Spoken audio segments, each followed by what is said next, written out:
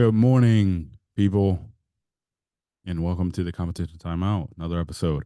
It is Tuesday, April 2nd. So, not April Fool's anymore. And we got some things to talk about.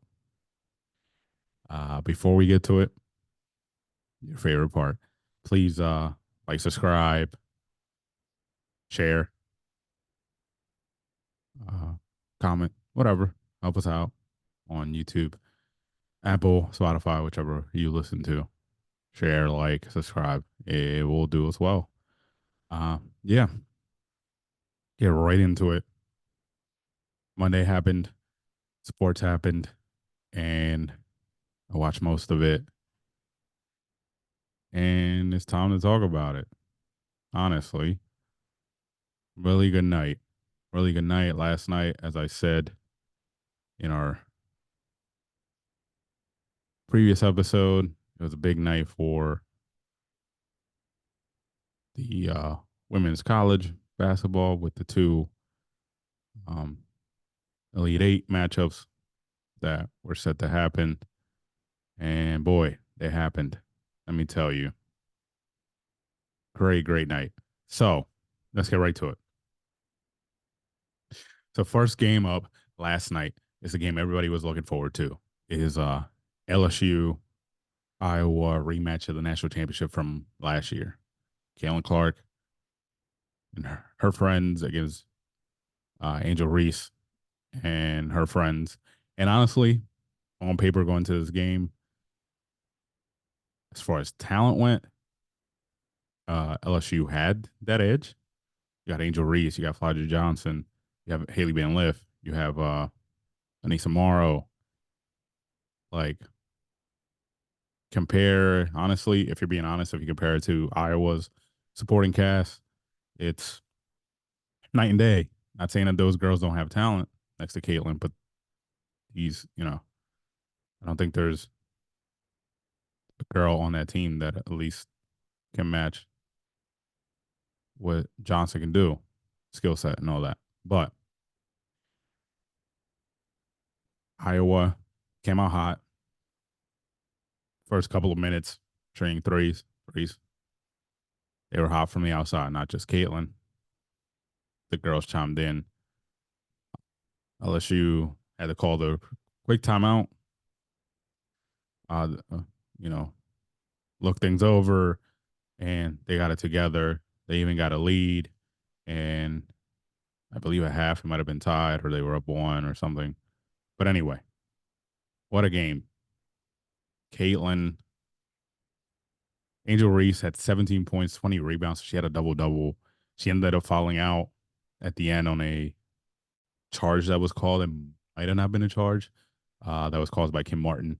Been in there in the way. I don't know if she owned that space, like they say, and they called it. Angel Reese didn't get to play the last, I believe it was like minute and a half or something like that, maybe less. Caitlin Clark had 41, 7 rebounds, and 12 assists, almost had a triple double uh, to lead the way for Iowa in a really good game. I really enjoyed this game from the beginning and the end. It was a really good game, back and forth. Iowa coming out of halftime did take control uh, for the most part. Third and fourth quarter, Kalen came out on fire to start the third with a couple of quick deep threes that went in. Makes it look easy, and they were able to prevail. Now they move to the Final Four in Cleveland, and they will face the winner of our second game, which was also one for the books. If you like basketball, if you like watching competitive basketball, this was really good. Uh, we had Juju Watkins, the freshman sensation for USC, going up against Paige Buchers, one of the best players in the country. And they showed out. Juju had 29 points, uh, 10 rebounds, only 2 assists. And Paige turned around and had 28, 10 rebounds, and 6 assists. So even though Juju outscored Page by 1 point in a really, really good game, UConn gets the win in a close one, 80-73. Uh, these girls bought out, not just in this game, like I said in the game before. These stars showed out. Juju and Page put on a show over there in Portland with the messed up 3 point lines. And yeah, this is why people are tuning in. These girls are really good. The the basketball is good. So now Paige Buchers, one of the best players in the nation, is going to play in her UConn. Teammates are going to play Iowa in the Final Four. It's going to be a great matchup. Obviously, Paige and Caitlin have played before together, Team USA. So it'll be interesting to see. That'll be at the Final Four. This will be Friday. In the other side, as we know, North Carolina is playing NC State. And as I alluded to yesterday, with UConn winning, they complete they match NC State, having their men's and women's both in each Final Four, men's and women's, same year. So that's really good. Really good. Really good. Looking forward to Friday and then the championship on Sunday. The men's is Saturday and then championship on Monday. All right, let's move on. Let's run through some baseball scores. Braves beat the White Sox 9-0. The Cubs beat the Rockies 5-0.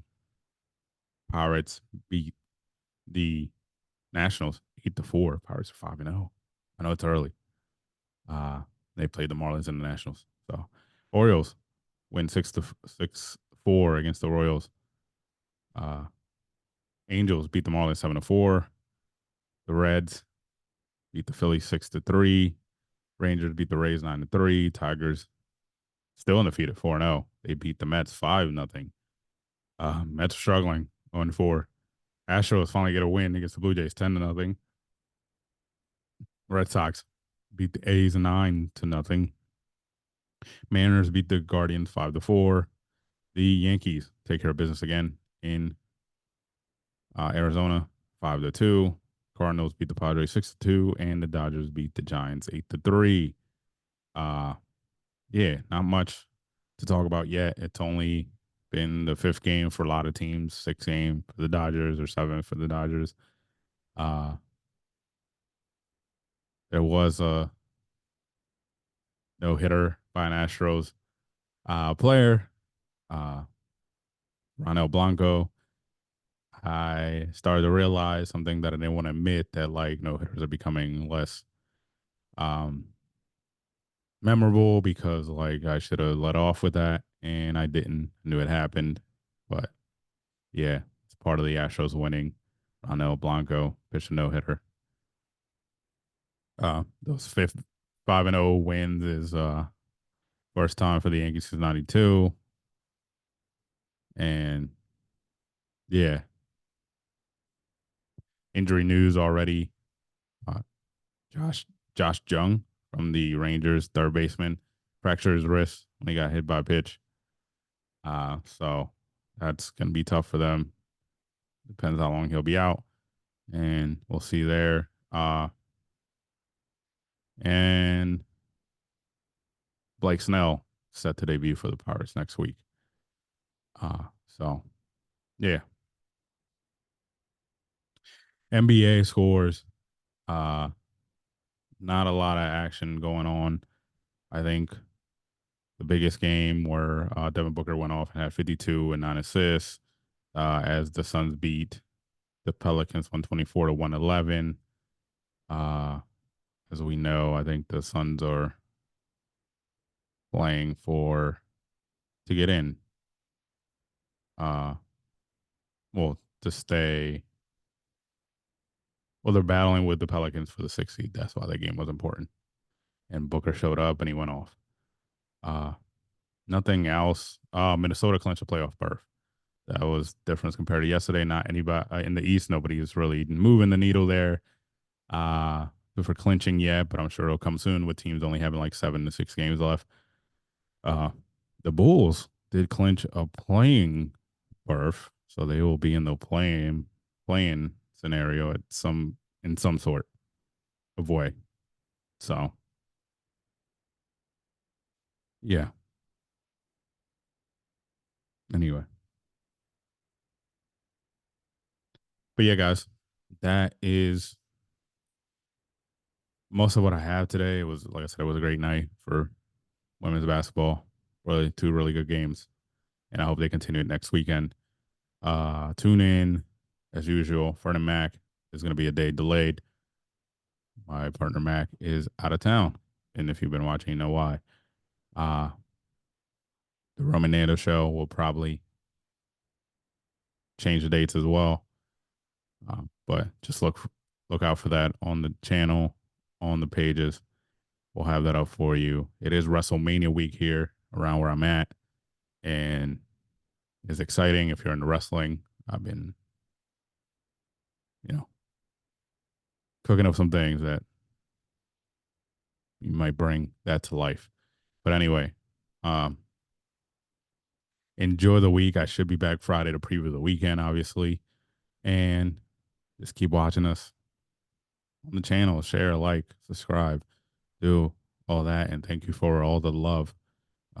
Much appreciated. Once again, thank you for tuning into the competition. I'm out. Peace.